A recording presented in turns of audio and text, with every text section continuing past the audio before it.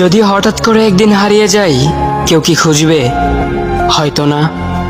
যদি আমার আইডি থেকে ভিডিও পোস্ট করা না হয়, কেউ কি মিস করবে? হয়তো না। ইনবক্সে মেসেজ আসবে কিন্তু সিন হবে না, রিপ্লাই পাবে না, পরে থাকবে ওইভাবেই।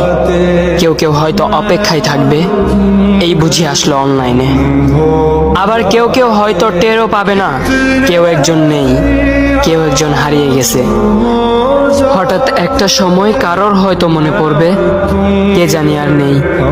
কষ্ট করে নামটা সার্চ করবে, পুরনো ভিডিওগুলো দেখবে আর ভাববে হুট করে কোথায় চলে গেল। আবার কেউ কেউ হয়তো একদিন দুই দিন না পেয়ে ফ্রেন্ড লিস্ট থেকে আনফ্রেন্ড করে দেবে।